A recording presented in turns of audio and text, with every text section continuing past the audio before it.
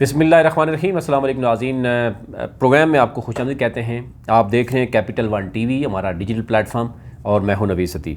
सबसे पहले आपसे ये रिक्वेस्ट होगी कि चैनल को सब्सक्राइब कीजिए ताकि हर नई आने वाली वीडियो आप तक पहुंच सके। इस वक्त जो ताज़ा तरीन सूरत हाल है अफ़गानिस्तान की, वो आपके सामने रखते हैं, और फिर कुछ पूरी दुनिया के लिए जो सरप्राइज़ हैं वो आपके सामने रखते हैं। इस वक्त तकरीबन थोड़ी देर पहले अफ़गानिस्तान यानी जो एयरपोर्ट है हामिद करज़ई एयरपोर्ट, वहाँ पर ही फायरिंग हुई है अमेरिकन आर्मी की तरफ से, क्योंकि वो इवैक्यूएट कर रहे हैं अपने स्टाफ को, सफारतकारों को। तो वहाँ पर भगदड़ मची और 5 एहलकार जो है वहाँ पर जो है वो उनकी हलाकत की तस्दीक हुई है। अब ये कुछ कहा जा रहा है कि अमेरिकन आर्मी की तरफ से जो है फायरिंग की गई है, कुछ कहा जा रहा है कि जो है वो सिर्फ डराने के लिए की भगदड़ मची है, लेकिन डिटेल जो भी आती है आपके सामने रखते हैं। अच्छा, इस वक्त आप देखें तो तालिबान ने अफ़गानिस्तान को मुकम्मल तौर पर फतह, यानी क्योंकि हम ये देख रहे हैं कि जो जलालाबाद, मज़ार शरीफ और फिर काबुल पर फाइनली जो है वो अब थोड़ी देर पहले आपने ये भी देख लिया कि अफ़गानिस्तान में प्रेसिडेंट हाउस में बाकायदा तौर पर तालिबान जो हैं वो इंटर हुए और उन्होंने फ़तह का वहाँ पर खामोशी से और जश्न भी मनाया और पूरी दुनिया के लिए ये पैगाम दिया। एक तो यह है कि पूरी दुनिया के लिए सबसे बड़ा सरप्राइज़ ये था कि दुनिया चीख चीख के बता रही थी कि जनाब तालिबान बहुत खौफनाक हैं, वो जनाब जंगजू हैं, ख़तरनाक हैं, वो आएंगे तो वो डेफिनेटली बहुत बुरा सलूक करेंगे। और तालिबान जो ही आए और उन्होंने आम माफ़ी का ऐलान किया। अफ़गानिस्तान जो आर्मी है और अफ़गानिस्तान पुलिस और जितने भी सिक्योरिटी इदारे हैं उन्होंने उनको वेलकम किया। बल्कि आपने देखा होगा, परसों की ही बात करूं तो जो सोहेल शहीन हैं, तर्जमान हैं तालिबान के, बीबीसी को उन्होंने इंटरव्यू देते हुए उन्होंने कहा कि 240 से 260 इज़ला यानी डिस्ट्रिक्ट्स उस वक्त तक वो फ़तह कर चुके थे। और उसके बाद चलते चलते फिर ज़ाहिर है अब काबुल का जो मामला था वहाँ तक पहुँचे और पुरअमन तरीके से वो चाहते थे कि सियासी जो है वो हल ही हो ताकि खून रेजी ना हो सके। और फाइनली आपने देखा कि अशरफ गनी अपने करीबी साथियों समेत मुल्क से फ़रार हो गए। इसी तरह कुछ और लोग भी जो है वो मुल्क से फ़रार हुए। 3-4 पॉइंट्स आपके सामने रखने। एक तो यह है कि दुनिया की सुपर पावर और दुनिया की ताकतवर आर्मी यानी अमेरिकन और नेटो, यानी उनको 20 साल के बाद भी शिकस्त हुई, जो बहुत पहले लोग कहा करते थे। और ट्रिलियंस ऑफ डॉलर लगाने पर, यानी अमेरिकन थिंक टैंक जो सिर्फ पेपर्स में या बड़े बड़े मैगज़ीन्स या अखबारात की हद तक लिखते थे, पैसा लेते थे। दूसरी तरफ अफ़गान आर्मी जो कि 3 लाख से ज़ायद थी, एक बड़ी इन्वेस्टमेंट उस पर मौजूद थी। फिर इसके साथ साथ जो नेटो और बाकी जो फोर्सेस थे उनके ऊपर इन ट्रिलियंस ऑफ डॉलर लगाने के बाद भी अफ़गानिस्तान के में जो तालिबान थे, जो एक स्लीपर पहन कर आप नज़र आ रहा है कि वो चल रहे हैं और उनका जो लाइफ स्टाइल वो भी आपके सामने है। तो यानी वो जदीद तरीन हथियारों से लेस आर्मी और एक स्लीपर पहन कर जो चलने वाले जो जंगजू के हैं उनको, या तालिबान जो है वो उनसे शिकस्त हुई है। एक तरफ जो है वो 3.5 लाख जो मतलब आर्मी जो इसको क्लेम किया जाता है, जो बाइडन ने जो कहा मैं आपसे वो शेयर करूँगा ताकि चीज़ें क्लियर हों। दूसरी तरफ तकरीबन 50,000 से 70,000 तक बताया जा रहा है कि तालिबान जो थे ओवरऑल स्कैटर्ड थे, वो भी किसी एक जगह पे इकट्ठे नहीं हो सकते थे। और अभी तक जो उनके अमीरुल मोमिनीन हैं और जो सेकंड लेयर है वो गायब है, वो छुपे हुए हैं। क्योंकि इससे पहले भी आपने देखा कि मुल्ला उमर और उसके बाद भी आने वाले जो अमीर थे उनको भी अमेरिकन ने टारगेट किया था। और ये भी कहा जा रहा था उनकी तरफ से कि टारगेट भी कई दफ़ा जो है वो डॉज दे के टारगेट किया गया। एनी हो, बात कर लेते हैं। एक तो यह है कि फ़तह का दिन मनाया जा रहा है। एक तरफ 15 अगस्त जहाँ पर भारत यूम जमहूरिया मना रहा था उसको वो सोग में तब्दील हो गया, और दूसरी तरफ जो है वो अफ़गानिस्तान का यूम फ़तह जो है वो 15 अगस्त। ये एक तारीख़ी दिन होगा। इसमें मोदी सरकार को और मोदी के चाहने वालों को सबके लिए जो है वो एक यूम सोग है। और इस वक्त भारत के ख़िलाफ़ आपने देखा होगा, मोदी सरकार के ख़िलाफ़ ना सिर्फ भारत में बल्कि दुनिया के मुख्तलिफ़ ममालिक में भी एहतजाज हो रहा है। आगे चलते हैं जनाब। दुनिया के लिए ISI क्या है, कौन है, पाकिस्तान में उसका किरदार क्या है, वो भी सरप्राइज़ जो है वो सामने आ गया है। और दूसरी तरफ चाइनीज़ जो इस्टेब्लिशमेंट है वो भी अपनी हिकमत अमली जारी रखे हुए हैं और आने वाले दिनों में अफ़गानिस्तान के हवाले से अब बात ये हो रही है कि अफ़गानिस्तान की हुकूमत जो हम देख रहे हैं, तर्जमान जो बता रहे हैं कि जनाब वो कोई अबूरी सेटअप को तस्लीम नहीं किया जाएगा।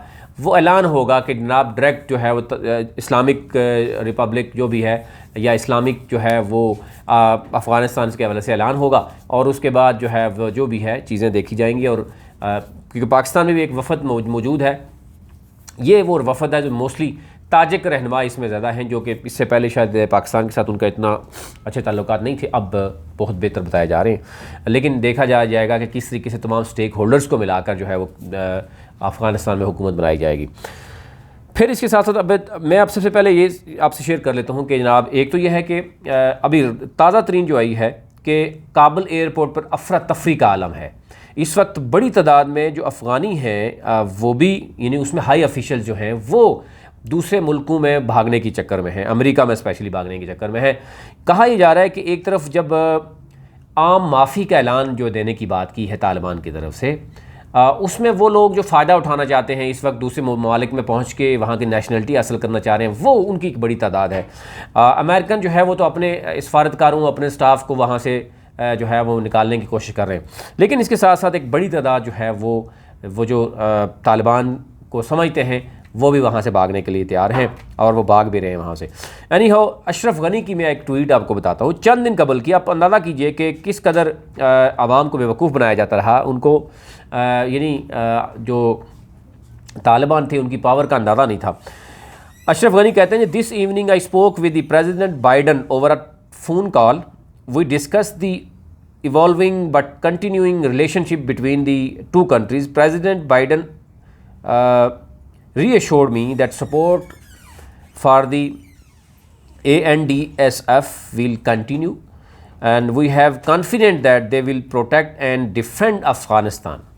एक तो आप इससे अंदाज़ा करें कि अशरफ गनी को बुरी तरह से यहाँ पर यह वो शिकस्त हुई है, यानी अशरफ गनी का भी जो वो था इत्मीनान था अमेरिकन पे, वो बुरी तरह से शैटर्ड हुआ, और वो किस कॉन्फिडेंट के साथ ये बात कर रहे थे। दूसरी तरफ इसके बाद अगर हम बात करें तो अगली भी आपको बता देते हैं कि जनाब उसके अलावा बहुत से लोगों ने क्या कुछ कहा ताकि आपके लिए आसानी। अच्छा, उसके बाद हमने देखा कि तालिबान लीडरशिप आप आज जो है ना अफ़गानिस्तान जो प्रेसिडेंट पैलेस है उसके अंदर जो है वो पहुंची थी, और उनके साथ जो है वो हज़ारों की तादाद में जो मौजूद थे वो मौजूद थे जो सिक्योरिटी गार्ड वगैरह हैं। अच्छा, अब ये एक अमेरिकन है, वो जनाब लिख रहे हैं, there is going to be in no circumstances where you see people being lifted off the roof of embassy of the United States from Afghanistan, the Taliban overrunning everything and owning the own country is highly unlikely. President जो Biden ये जुलाई 8 को जनाब ये फरमा रहे हैं। आप अंदाज़ा करें कि वो ये कह रहे हैं कि जनाब जो कुछ बताया जा रहा है ऐसा कुछ भी नहीं है। बड़ा ओवर कॉन्फिडेंट ये भी थे कि जनाब ऐसा कुछ भी नहीं होने वाला। जैसे वियतनाम में इनको शिकस्त हुई थी, वो क्योंकि बार बार मीडिया भी ये कह रहा था कि जनाब आपके साथ वही होगा, लेकिन उन्होंने कहा कि नहीं ऐसा नहीं होगा, उनके साथ आप कंपेयर ना करें उनको, उन जंगजुओं को। अच्छा, उसके साथ साथ कुछ अमेरिकन ने भी बड़ा, एक तो इंडियन ने भी और अमेरिकन दोनों इस वक्त जो तनकीद का निशाना बना रहे हैं। कहता US helicopter scene this morning at US embassy Kabul, it seems the evacuation is underway. ये तस्वीर दिखाई गई है जिसमें हेलीकॉप्टर मौजूद है और वो जो है वो इवैक्यूएट कर रहे हैं अपने। फिर इसके साथ साथ लिखा गया है, Biden last month the Taliban is not the north Vietnam army, they are not remotely comparable in terms of capability. There is going to be no circumstances where you see people being lifted off the roof of the embassy of the United States from Afghanistan. ये जो Biden कह रहे हैं जनाब, जो president हैं यानी most powerful country जो कहलाती है उसके, कि वो ये कहते हैं कि ऐसा नहीं होगा, लेकिन उससे भी कहा जा रहा है बदतरीन हो रहा है। यानी अभी सूरत हाल इस वक्त काबुल में क्या है वो आप देख भी रहे हैं, ताज़ा तरीन आ रही है कि क्या सूरत हाल है, कैसे लोग बाहर हैं, भगदड़ मच रही है, भाग रहे हैं, और उनको जनाब कहा जा रहा है कि किसी तरीके से उठाया जाए और मुल्क से बाहर लेके जाया जाए। एनी हो, आगे चलते हैं जनाब। एक और अमेरिकन ने, उन्होंने भी क्लास ली अच्छी खासी। कहते हैं, entire US government just got caught with their paints down in Afghanistan and the whole world can see it. Complete collapse of American credibility. ये भी अमेरिकन है जनाब, ये कह रहे हैं कि सरेआम पूरी दुनिया के सामने अफ़गानिस्तान में और काबुल में यानी अमेरिकन की जो पैंट्स हैं वो उतारी गई हैं और दुनिया ने उनको देखा है, उनकी इज़्ज़त जो दुनिया ने देख ली है। अब ये कोई अब पाकिस्तानी नहीं कह रहा, ये अमेरिकन कह रहे हैं। आने वाले दिनों में बहुत सी कुछ है। नॉम चॉम्स्की ने तो बहुत पहले लिखा था, अगर आप उसको पढ़ें तो वो उसने बहुत कुछ जानने की कोशिश की थी। अच्छा, उसके साथ साथ एक और साहब लिखते हैं कि with defence budget of 778 billion US requested slipper wearing Taliban to spare their embassy. ये अंदाज़ा करें इससे बड़ा क्या जोक होगा कि ट्रिलियन ऑफ डॉलर्स की बात करते वक्त और जिस अफ़गान आर्मी की जो बात करते थे, पावर बात करते थे आप जो बाइडन, उसी के लोग कह रहे हैं जनाब कि एक slipper wearing Taliban to spare their embassy. वो रिक्वेस्ट कर रहे हैं जनाब उन तालिबान से कि मेहरबानी करें हमारे जो एम्बेसडर हैं या हमारे जो सफारतकार हैं उनको आने दें। It took one election of US to change their policy from make America great again to make American back again. ये एक बड़ा जो है वो तनकीद का निशाना बनाया जा रहा है इस वक्त अमेरिका को।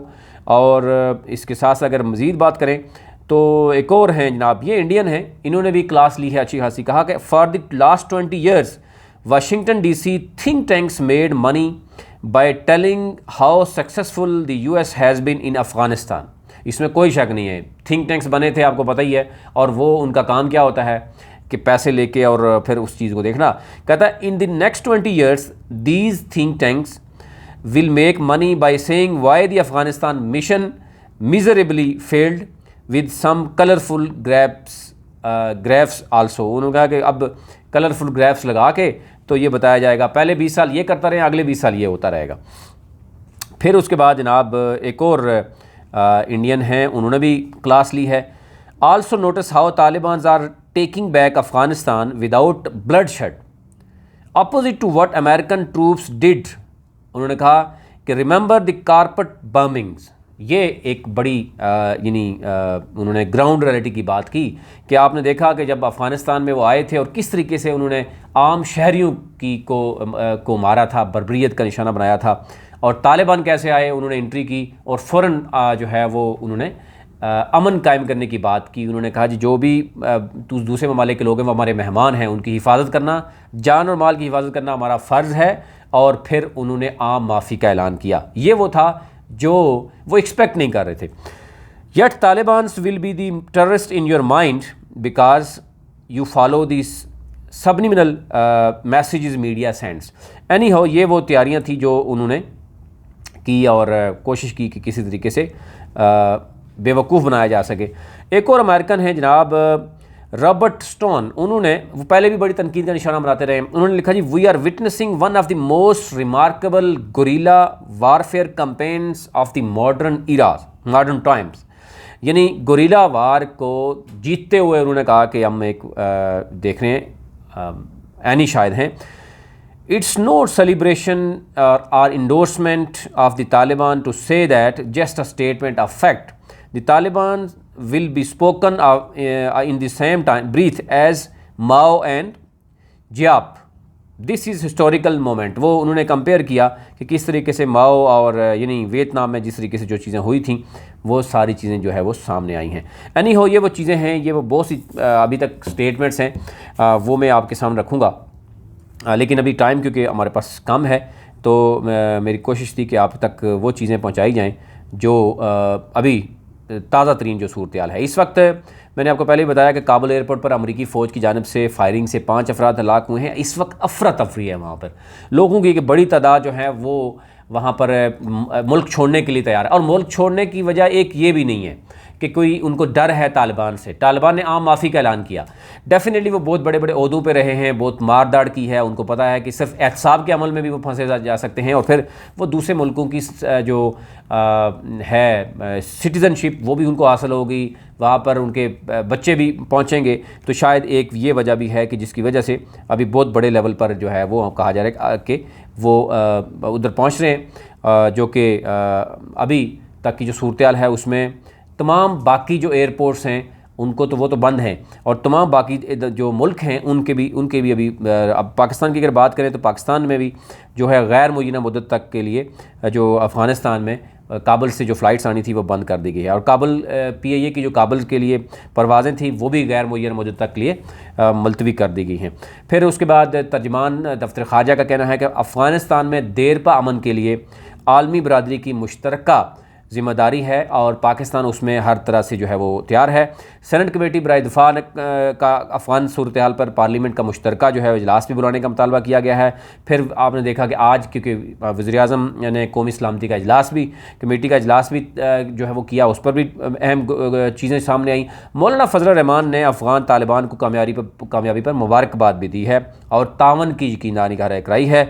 इस तरह अफ़गान रहनुमाओं की जो वज़ारत ख़ारजा है उनके साथ मुलाकात हुई है और वो भी बहुत सी चीज़ें जो है सामने आ रही है इस वक्त। यानी पूरी दुनिया जो है वो देख रही है कि किस तरीके से जो है वो देखना होगा। वज़ीर-ए-आज़म इमरान खान का कहना है कि अफ़गानिस्तान में ग़ुलामी की ज़ंजीरें टूट गई लेकिन जहनी ग़ुलामी की नहीं टूटी, उसके लिए जो है वो उनको कोशिश करनी होगी। किसी की नकल करके हम अच्छे ग़ुलाम बन सकते हैं लेकिन आगे नहीं जा सकते, इसके लिए जो है वो पूरी कौम को उठाना पड़ता है। ये ओवरऑल चीज़ें थी वो आपके सामने रखनी थी कि इस वक्त क्या हुआ और किस तरीके से तालिबान ने जो है वो पूरा अफ़गानिस्तान फ़तह किया, और पहले क्या कुछ क्लेम किया जाता रहा है लेकिन पूरी दुनिया हैरान रह गई है कि सियासी हल के साथ किस तरीके से मैदान मारा है तालिबान ने, जिनसे एक्सपेक्टेशन ही नहीं थी और जिनसे एक्सपेक्टेशन कुछ और थी, वो अब आज भी जो है फायरिंग करके 5 लोगों को मार दिया, और इससे पहले भी जिस तरीके से जो कुछ होता रहा वो भी आपके सामने रहा है। लेकिन दुनिया के सामने अमेरिका, सुपर पावर, नेटो और फिर भारत की किस तरह पसपाई हुई, वो आज से ही आपने देखा कि उनकी क्लासेस लगनी शुरू हो गई हैं। और इस वक्त जो है ना सिर्फ उनकी अपनी आवाम उनकी क्लास ले रही है बल्कि वो हिसाब भी मांग रहे हैं कि इतने बड़े लेवल पर आपने ट्रिलियन ऑफ डॉलर लगाए हैं लेकिन उसका फ़ायदा क्या हुआ। अभी तक इतना ही। अपने मुल्क का ख्याल रखिए। चैनल को ज़रूर सब्सक्राइब कीजिए, बेल आइकन पर क्लिक कीजिए ताकि हर नए आने वाली वीडियो आप तक पहुँच सके।